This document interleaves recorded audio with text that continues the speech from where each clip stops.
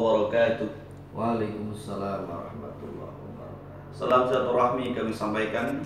Sampai jumpa kembali bersama kami di Bincang Santai dengan Gus Ali Asyad. Hari ini kita akan berbincang tentang pentingnya organisasi. Assalamualaikum Gus. Waalaikumsalam warahmatullahi wabarakatuh. Dalam kehidupan sehari-hari kita sering mendengar kata organisasi. Sebenarnya apa makna dan juga tujuan dari organisasi itu? Terima kasih. Organisasi itu dalam bahasa Arabnya jamaah. Jadi sekumpulan orang yang memiliki tujuan yang sama, memiliki struktur dan aturan-aturan tertentu. Jadi oleh karenanya Rasulullah SAW bersabda bahwa Islam itu jamaah. Artinya Islam ini adalah sekumpulan orang yang memiliki tujuan yang sama, yaitu mencari ridha Allah, dan diatur dengan aturan-aturan yang khusus, yaitu syariat, supaya tujuan tersebut bisa tercapai.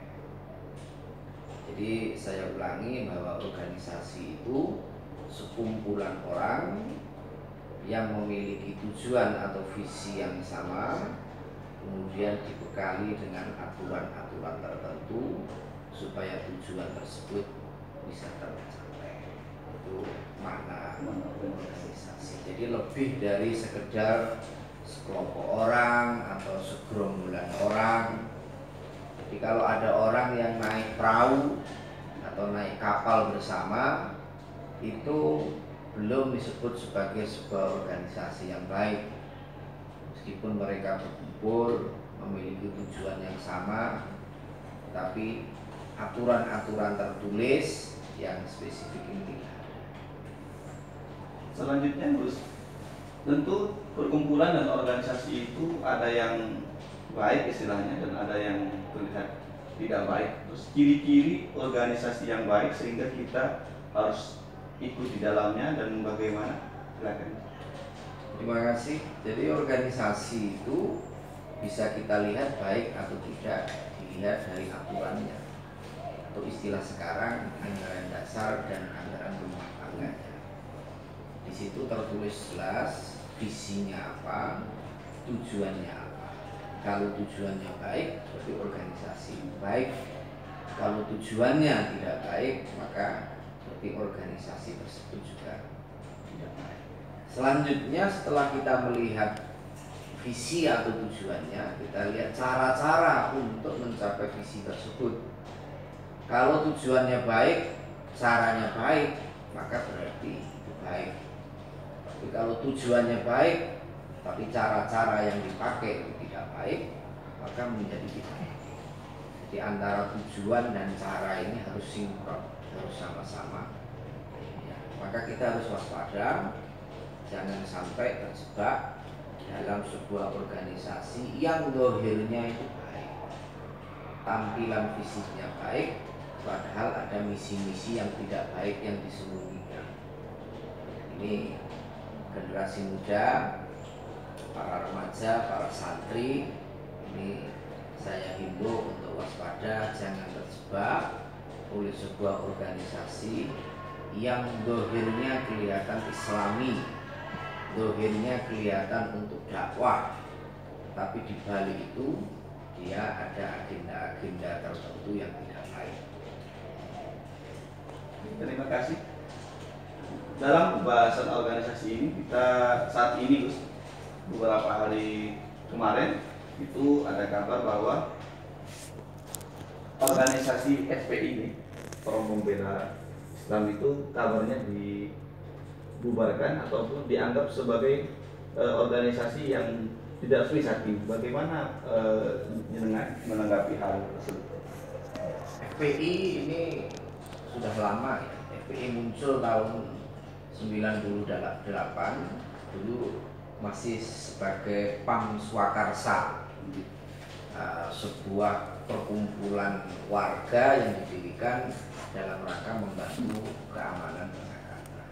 Tapi dalam perjalanannya kemudian Pam Swakarsa ini mengelompok menjadi satu organisasi yang dimanfaatkan oleh elit-elit tertentu untuk kepentingan.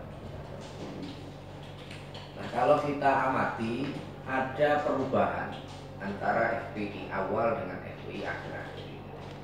FPI di awal dulu itu murni untuk nahi munkar. Jadi kalau kita mengupas kembali jejak-jejak digitalnya, itu FPI pekerjaannya dulu itu sweeping tempat-tempat maksiat. Di titik ini banyak yang setuju. Tapi dalam perkembangannya kemudian dia merubah ADART-nya dengan slogan NKRI Syariah. Di sini dicurigai bahwa FPI mulai disusupi oleh orang-orang Hizbut Tahrir dengan agenda khilafahnya. Dan kemudian kita menjadi paham kecurigaan ini menjadi benar adanya karena akhir-akhir ini kemudian para pimpinan FPI kemudian mulai menyuarakan pentingnya khilafah. Maka ketika tahun 2015 ketika ISIS masih berjaya di Suriah dan Irak, itu banyak anggota-anggota FPI yang memproklamirkan diri mendukung ISIS. Ini adalah orang-orang Hizbut Tahrir ini, yang menjadi operatornya. Kemudian melencenglah FPI akhir-akhir ini, dan setiap pidato dan ceramah para pimpinannya tidak pernah ngaji, yang ada selalu agenda politik. Kita sering mendengar kepung istana, pasukan Allah, pasukan setan.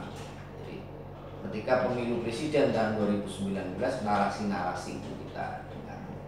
Ada istilah perang Badar, ada istilah pasukan musyrik dan lain sebagainya. Itu adalah narasi-narasi yang tidak baik. Dalam hal ini saya mendukung langkah yang telah diambil oleh pemerintah dalam rangka menciptakan keamanan dan ketertiban. Tanpa adanya keamanan, tanpa adanya ketertiban, maka syariat Islam mustahil untuk ditegakkan. Jangankan membangun, melaksanakan syariat agama saja kita tidak akan bisa. Syarat negara maju itu ada ketentraman yang panjang, ada kerukunan dan kedamaian yang panjang. Jadi ada tambahannya yang panjang ini. Bukan kok 10 tahun tertib, 10 tahun kacau, ini tidak bisa menjadi negara maju. Jadi harus ada kedamaian yang panjang.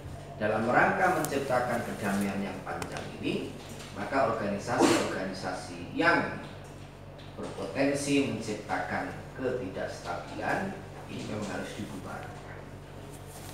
Nah, bagaimana dengan yang pro dan kontra? Tentu ada. Apapun organisasi itu pasti ada pro yang dan kontra ketika dibubarkan. Hizbut Tahrir dibubarkan, ada pro dan kontra. Itu hal yang biasa. Itu ranah masyarakat pro dan kontra. Ranah negara adalah menciptakan.